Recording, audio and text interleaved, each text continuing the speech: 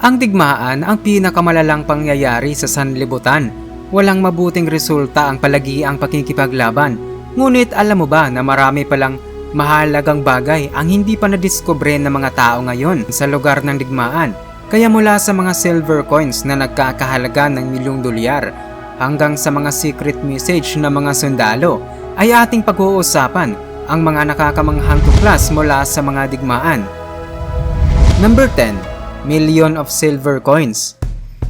Ito na siguro ang pinaka nakakamanghang tuklas mula sa mga digmaan. Ang mga British ay nakatuklas ng napakaraming silver coins na nagkakahalaga ng 44 na milyong dolyar mula sa malaking barko na pinalubog ng Germany. Ito ay natuklasan sa lalim na 17,000 feet. Ang barkong ito ay pinapatakbo ni Captain William Rogerson. Ang barko ay ang tagahatid ng produkto at pangpasahero na rin. Sa taong 1942 ay nasa mahigit 300 katao ang sakay ng barko at ang 100 toneladang silver coins ay nabibilang pala sa UK. Ngunit sa kasamaang palad ay inatake ang barko at pinalubog ng mga kalaban, at noong Nobyembre 2011 ay maraming kumpanya ang nais tuklasin ng lugar. Ikinamangha naman ng maraming tao ang mahalagang discovery sapagkat pwedeng yayaman ang kahit sinong makakuha ng maraming silver coins. Number 9. HGMS Musashi Japanese Battleship. Ang Japanese Battleship Musashi ay lumubog dahil sa pagkabunggo noong magaganap ang World War II, at ang kanyang pirasong bahagi ay natagpuan na malapit sa baybayin ng Pilipinas noong 2015. Nalaman ng mga scientist kung anong uri ang barko dahil sa kanyang kakaibang katangian. Meron itong malalaking sandata sa ibabaw nito. Ang Musashi ang pinakamalaking battleship na ginawa sa digmaan na kung saan ay ginagamit ng mga Japanese Navy, ngunit lumubog dahil sa pag-atake ng Amerika. Nangangailangan ng 19 na torpedo at 17 bomba para lamang palubugin ang barko. Subalit ang grupo ng mga divers na pinamumunuan ni Paul Al ang siyang nakakita sa mga relics noong 2006. Sumali naman sa pagtitipon ang mga manunungkulan bilang respeto sa kanilang yumaong na bayani.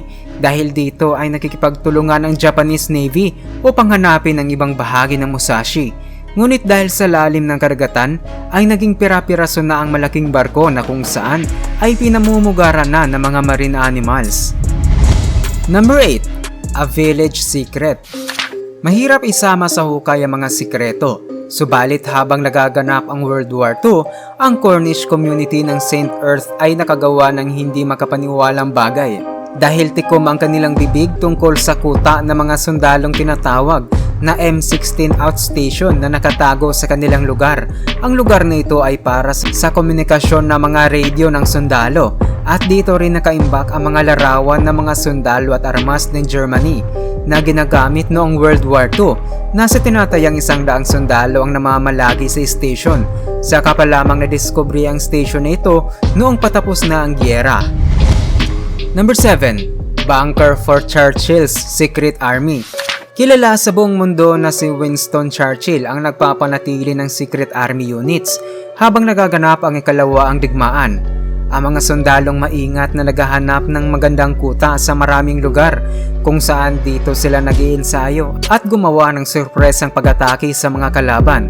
Dahil dito ay kailangang gawin ang 500 na bunker para labanan ang mga sundalo ng Germany. Gayunpaman ay nananatiling matatag ang Great Britain noong digmaan dahil sa mahirap pasukin ang kanilang kuta dahil sa dami ng mga bakod at bunker na ginawa sa kanilang lugar. Gayunpaman noong 2020, ang mga researchers na mula sa Scotland ay nakadiskubre ng misteryosong lugar. Ito pala ang kuta ng mga dating sundalo na kung saan dito itinayo ang maraming bunker. Ito ay matatagpuan sa ilalim ng lupa at ang ibabaw ay napapalibutan ng kahoy. Ang bunker ay may habang 23 talampakan at 20 talampakan naman ang lawak. Number 6. Graf Zeppelin. Ang bansang Germany ay gumawa ng aircraft carrier noong magaganap ang World War II. Ang malaking barko na tinatawag bilang Zeppelin ay ginawa noong 1938, ang taon bago mangyari ang digmaan. Gagamitin sana ni Adolf Hitler sa taong 1942. Subalit nawala ang kanyang interes sa malaking aircraft, kaya iniabandona na lamang. Habang nagaganap ang digmaan ay napilitan ng Germany na palubugin ang barko sa ilalim ng karagatan. Ito ay para masigurado na hindi ito gagamitin ng Russia upang magkaroon na ang kaalaman tungkol sa German engineering. Sa kabila nito ay nakita pa rin ng Russiang aircraft at dinala sa Leningrad noong 1946. Ginamit nilang aircraft bilang target practice ng mga aircraft at bangka. Subalit muli na namang lumubog makalipas ng ilang dekada at walang sino man ang nakakaalam sa lokasyon ng Zeppelin. Hanggang sa taong 2006 ay nadiskubre ito na nakahimlay ng 264 feet sa ilalim ng karagatan na malapit sa Dava Port. Number 5. Enigma Machine. Habang nagaganap ang World War II, ang Germany ay gumagamit ng Enigma Machine upang magpadala ng mga sikretong mensahe. Ito ay isang typewriter na ginagawang secret code ang mga letra, ngunit ang mga British ay tagumpay na nabuksan ang mga mensahe na siyang may malaking layunin sa mga digmaan. Gayunpaman, kahit nabihira na lamang ang Enigma Machine sa kasalukuyan, habang naglalakbay ang grupo ng mga diver na malapit sa Baltic Sea, ay dito sila nakadiskubre ng kakaibang bagay. Habang sinusuri ng mga eksperto ay napagtanto na ito pala ay isang Enigma Machine. Laking gulat ng mga diver na ang pagsasaya sa lugar ay nauwi sa malaking discovery. Dito nakahimlay ang kinakalawang na typewriter. Ayon sa pag-aaral ay posibleng nahulog ang typewriter habang dinadala ng German warship pauwi sa kanilang kuta. Lumubog sa ilalim ng karagatan at matagal bago pa muling madiskubre ng mga tao. Number 4. USS Independence. Ang USS Independence ay ang pangalan ng malaking barko kasama ng mga warships habang sinusuri ang mga bomba sa Bikini Atoll ng Marshall Islands. Matapos itong lumubog noong 1951 ay hindi na ito kailanman narinig. Subalit noong makaraang buwan ang mga researchers ay nagkaroon na nakakamanghang discovery tungkol sa sirang barko na matatagpuan sa northern region ng Monterey Bay National Marine Sanctuary. Gumagamit pa sila ng sonar images para malaman kung ang barkong ito ay ginagamit bilang tagatapon ng nuclear waste. Ginagamit ang barkong USS Independence sa Central at Western Pacific mula Nobyembre 1943 hanggang 1945. Number 3. MA-262 jet sa loob ng bomb crater. Marami ng mga eroplanong pandigma nagsulputan noong World War II na siyang dahilan sa maraming pinsala sa kalangitan. Ang mga kalaban ay madali nang patatamaan mula sa langit na siyang may malaking papel sa mga pag-atake. Dahil sa patuloy na digmaan ay wala ring tigil sa paggawa ng mga aircraft. Mas pinapalawak ang kagamitan at sandata ng bawat aircraft. Nadadamay ang mga inosenteng lugar dahil sa digmaan gaya sa nangyari noong Hunyo 2010. Habang naglalakad ang isang lalaki sa Germany, ay aksidente niyang nahukay ang 500 kilo na pampasabog mula sa lalim na 23 talampakan. Noong sinusubukang galawin ng mga eksperto ay laking gulat noong bigla na lamang itong sumabog, kung saan ay 6 dito ang nasugatan.